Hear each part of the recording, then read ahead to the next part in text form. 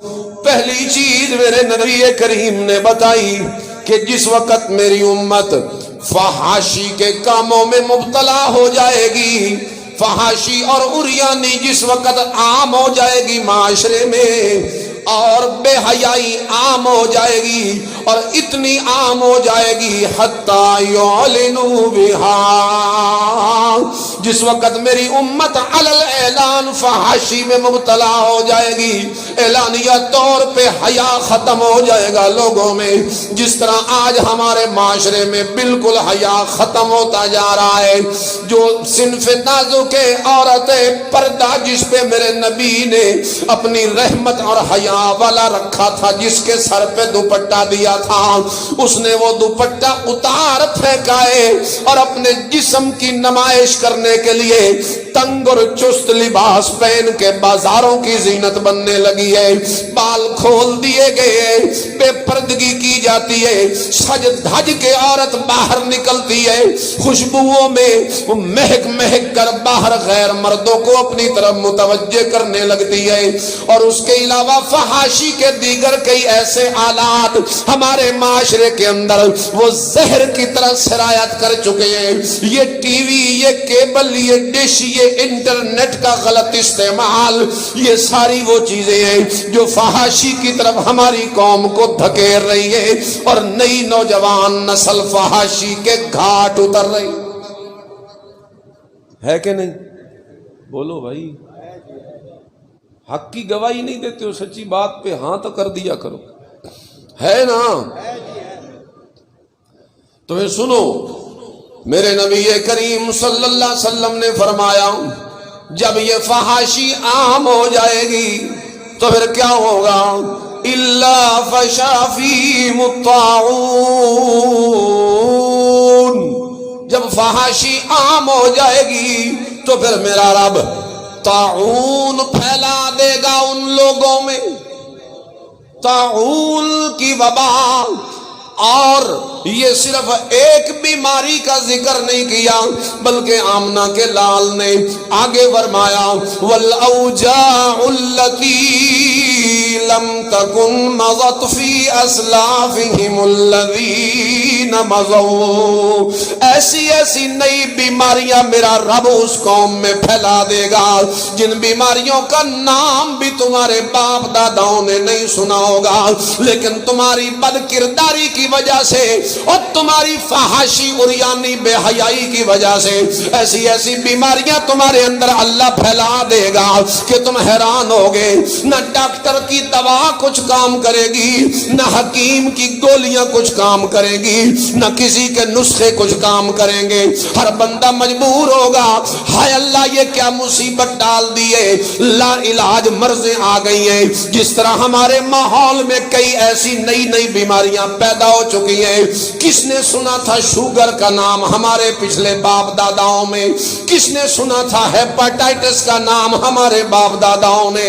کب تھی ایڈ والی بیماری، ایڈز والی بیماری کب تھی؟ یہ کینسر کا موذی مرض، یہ کرونا کی وبا، یہ کتنے بڑے بڑے مرض، نئے نئے مرض آ گئے ہیں ہمارے معاشرے میں۔ رب کعبہ کی قسم ہم تو ظاہری اسباب پہ غور کرتے ہیں، لیکن حقیقت میں در حقیقت باطنی اور روحانی اسباب بھی کچھ چیزوں کے ہوتے ہیں۔ لہذا یہ اسباب قومی صحت کو اگر سلامت رکھنا چاہتے ہو، آؤ میرے نبی کریم کے نسخے پہ عمل کرو۔ اگر اس قوم کی صحت کو تم نے سلامت رکھنا ہے، ادارہ صحت تل لگا لے کچھ نہیں کر سکتا جتنے تک سب سے بڑے طبیب محمد الرسول اللہ کے بتائے ہوئے نسخے پہ عمل نہیں ہوگا۔ اور میرے آقا کا بتایا ہوا نسخہ یہ ہے، بیماریوں سے بچنے کے لیے، مصائب اور وباؤں اور مصیبتوں سے بچنے کے لیے میرے آقا کا بتایا ہوا نسخہ یہ ہے کہ حیا کو عام کرو، حیا والی چادر اپنے سر پہ رکھو، اپنی بہنوں بیٹیوں کو بھی پردے کرواؤ، شریف پردوں سے انہیں اپنے گھر کی زینت اور ملکہ بنا کے رکھو، اپنے گھر میں یہ آرڈر نافذ کرو شریعت کا، اور اپنے رشتہ داروں میں بہنوں بیٹیوں بہو میں اس چیز کی پابندی کرواؤ۔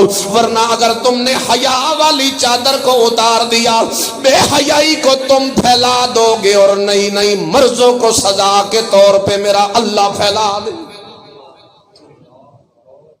یہ باطنی اسباب ہے، ان پہ غور کیجیے۔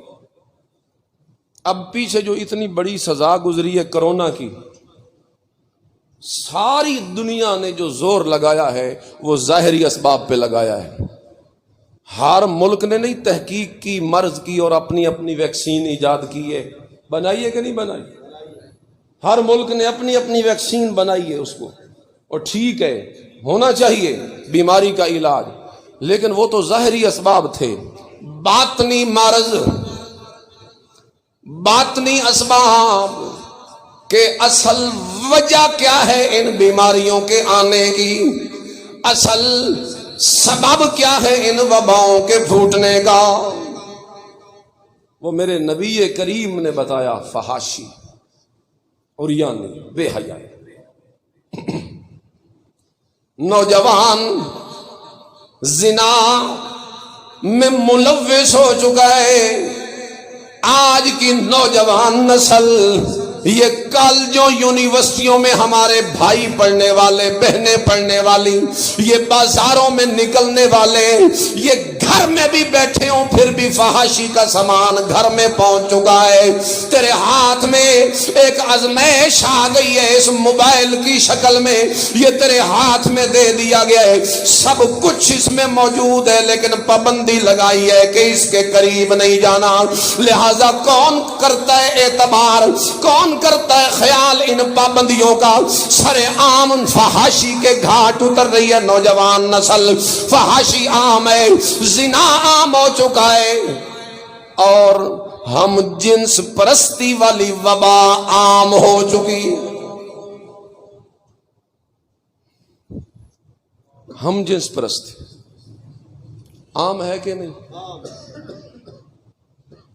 قوم لوط نے سب سے پہلے یہ عمل شروع کیا تھا، اور میرے رب نے ان پہ جو غصہ نکالا، قرآن اٹھا کے دیکھو، پڑھ کے دیکھو قرآن۔ کبھی انہیں میرے رب نے فاسقون کہا، کبھی میرے رب نے ان پہ ظالمین کا فتویٰ لگایا، اور کبھی میرا رب انہیں عادون کے نام سے یاد کرتا ہے۔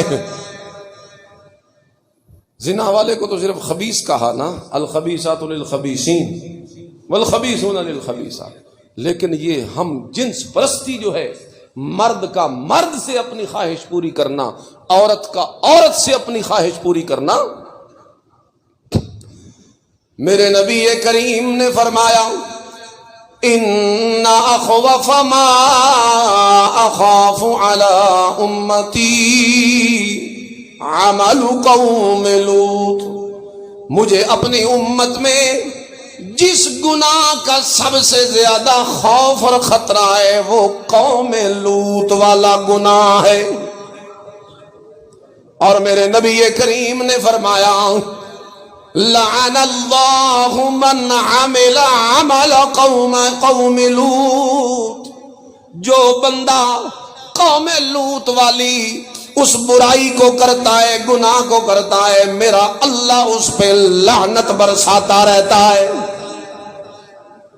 اللہ اللہ اللہ اللہ اللہ۔ اور ایک حدیث میں فرمایا اللہ ایسے بندے کی طرف قیامت والے دن نظر رحمت بھی نہیں دیکھے گا۔ وہ اللہ کی نظر رحمت سے محروم ہو گیا، وہ بندہ وہ تو برباد ہو گیا۔ اور ایک حدیث میں فرمایا یہ جو غیر فطری عمل ہم جنس پرستی کرتے ہیں لوگ، میرے نبی کریم نے فرمایا فقد کفر بما انزل علی محمد، جس نے یہ کام کیا اس نے اس دین کا انکار کر دیا، کفر کر دیا جو اللہ نے اپنے نبی پہ دین اتارا تھا۔ جس نے یہ کام کیا اس نے دین کا کفر کیا۔ اور ایک حدیث میں میرے نبی نے فرمایا اقتل الفاعل والمفعول، حاکم وقت کو کہا، اسلامی عدالت کو کہا کہ اگر تم کسی کو یہ کام کرتا دیکھو تو اسے قتل کر دو، دونوں کو قتل کر دو۔ سیدنا علی رضی اللہ تعالی عنہ نے زندہ جلا ڈالا تھا ان لوگوں کو جنہوں نے یہ کام کیا تھا۔ صدیق اکبر نے ان کے اوپر دیوار گرا کے انہیں مار دیا تھا جنہوں نے یہ کام کیا.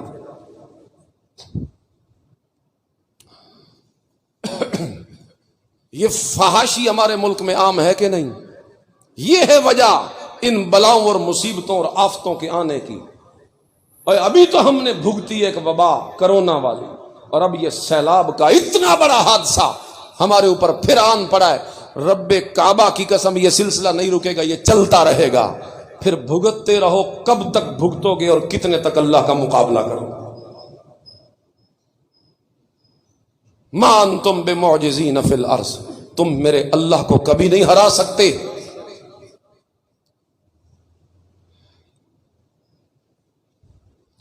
یہ جو گندا کیڑا ہے نا، جتنے تک گٹر میں رہے نا، گٹر میں، تو یہ زندہ رہتا ہے، سلامت رہتا ہے، اندر رہتا ہے، کیونکہ حدود میں ہوتا ہے. گند تو ہوتا ہے لیکن حدود میں گندگی پھیلاتا ہے. لیکن جب یہ گٹر سے نکل کے تیرے صحن میں آ جائے تو اسے زندہ چھوڑتا ہے؟ بول. ہم اگر اللہ کی زمین سے زمین کو ناپاک کریں گے اپنی خواہشات کو پورا کرنے کے لیے، میرا رب پھر ہمیں بھی زندہ نہیں چھوڑے گا. جب ہماری گندگی حدود سے باہر نکلے گی، جب ہم حدوں کو کراس کریں گے، پھر ہمارا رب بھی ہمارے ناپاک وجود سے اس زمین کو پاک کر دے گا. خدا را اپنی نسلوں کی فکر کرو. تساں بچ گئے ہو. یہ جتنے بڑی عمر کے، میں کہتا ہوں جو 25-30 سال کا بیٹھا ہے وہ بھی بچ گیا ہے. جو اگلی نسلیں آ رہی ہیں، ایک فکر کرو کہ پتہ نہیں ان کا کیا بنے.